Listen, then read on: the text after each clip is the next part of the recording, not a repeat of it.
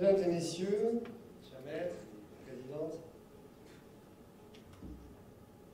j'ai vu que le titre qui m'était proposé pour ma conférence suggérait pour le lire plus de temps qu'il m'est imparti, puisque je crois que j'ai 9 minutes pour l'exposer.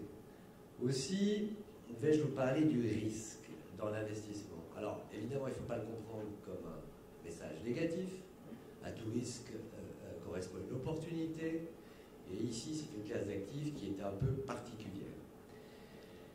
Je parlerai de 6 points de ces risques. Ne regardez pas ça. En fait, il fallait. Moi, j'avais dit, je ne veux pas ça, il faut qu'on regarde moi. C'est bon, c'est bon. C'est bon. Non, c'est bien. Voilà. Sinon, je vous passe un film, un dessin animé.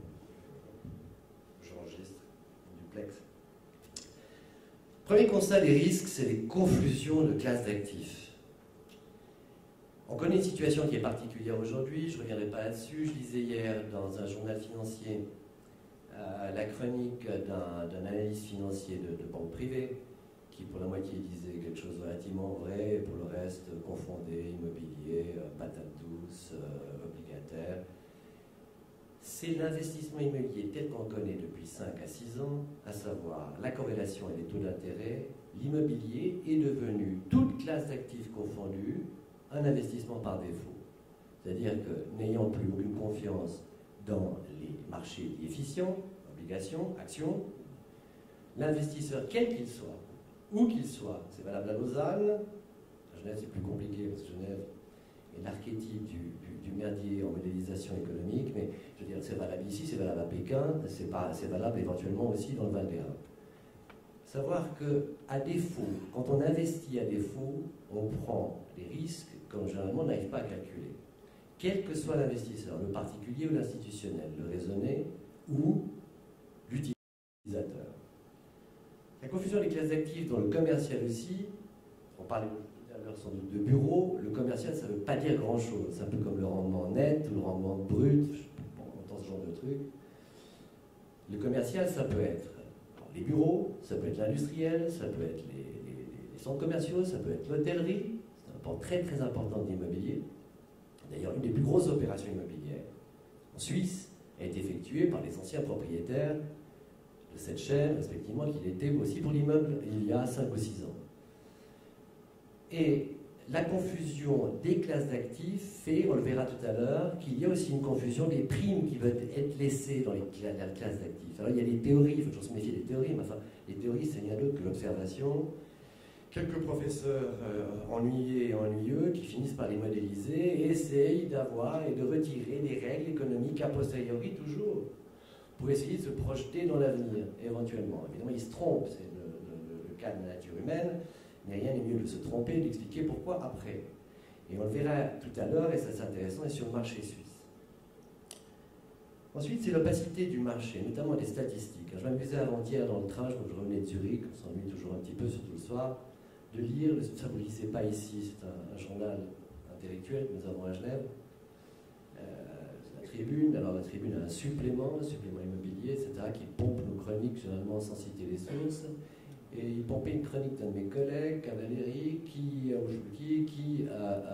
s'étonnait, dans les statistiques publiées, d'observer qu'au même moment, 3 officines plus ou moins prestigieuses avaient des conclusions diamétralement opposées, alors que c'est de la statistique, il s'agissait des taux de vacants à Genève.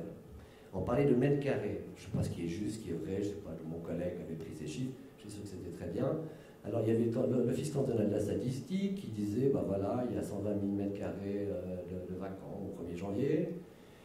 Il y avait une société prestigieuse zurichoise à une consonance statistique aussi qui disait il y en a pour 30 000 mètres, et puis Colliers au milieu qui disait je ne sais pas quoi. Bref, enfin il y avait 3 chiffres au même moment, ce qui fait que dans la décision d'investissement et la mesure d'un risque qui est celui de vacant, déjà l'information est dans l'opacité des maximums, mais l'opacité des marchés immobiliers suisses est optimale aussi.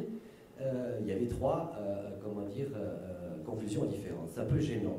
Et ça, la faiblesse statistique de la Suisse, c'est valable, je ne vais pas parler de Genève, mais c'est valable pour tous les cantons, est un gros problème dans la décision d'investissement.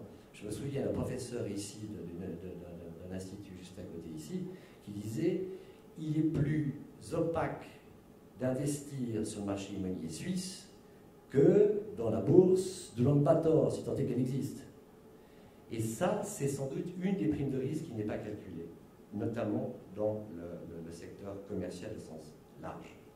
Troisième élément, alors venant de moi, pourquoi pas, c'est à mon avis l'inefficacité absolue de toutes les méthodes d'évaluation, quelles qu'elles soient, dans le marché depuis 5 ans, pour une raison assez simple. Je parlais tout à l'heure. Savoir que les méthodes financières qui étaient censées apporter quelques architectures, quelques disciplines il y a une dizaine d'années dans le marché moyenâgeux de la Suisse ont trouvé leurs limites environ entre 2007 et 2008. C'est-à-dire que, pour la faire brève, lorsque les taux d'intérêt sont inférieurs à 3%, les méthodologies de multiples, d'actualisation ne fonctionnent plus. Ça veut dire que pour les instruments d'investissement indirect, fonds, sociétés, ça pose un problème d'information à la base, puisque le marché ne fonctionne plus en fonction de l'évaluation. Alors, à titre d'exemple, prenez les primes. Ça, au moins, c'est un marché efficient, on a une information relativement facile à observer. Prenez les primes qui sont payées sur les 25 milliards de fonds immobiliers suisses. Elles oscillent entre 10 et 35% ou 40%. Donc, l'investisseur, s'il est conscient, est aussi conscient de payer une prime de 40% de quoi on le verra tout à l'heure. Il y a pour quatrième point le cas particulier de la Suisse, de notre monnaie.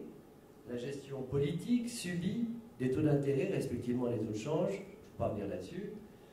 Mais il est vrai qu'au regard de l'évolution probable de l'euro, si on fait une petite observation macroéconomique ou économie politique, il est peu probable que la zone euro permette au franc suisse de retrouver sa vraie valeur. Mais sa vraie valeur aujourd'hui, par rapport à l'euro, il n'est pas probable que le franc suisse soit pas à 1,20 franc, qui est une décision politique, mais à 90 centimes. Ceci, évidemment, suscite dans le commercial, qui est une des classes d'actifs, la seule classe d'actifs permise à l'investissement à l'étranger, des idées pour l'ensemble du monde sur la Suisse. La Suisse, c'est l'image de la Suisse, c'est le franc suisse, c'est une relative stabilité du droit, et une relative stabilité du droit fiscal aussi, et c'est la pierre suisse. Savoir qu'il semble que le granit suisse a plus de valeur que le granit chinois. Et lorsque l'investisseur se met ça dans le crâne, ce sont des images qui sont aussi fortes que tous les calculs qu'on veut bien pouvoir lui servir. Il y a aussi le motif de l'investisseur. Le marché suisse, en gros, du commercial, il est réglé par les sociétés d'investissement et par les institutionnels. Dans les institutionnels, je prends l'exemple de l'assurance, effectivement de la caisse de pension, mais un autre business model de l'assurance. Les assurances, le plan d'affaires de l'assurance, c'est d'assurer,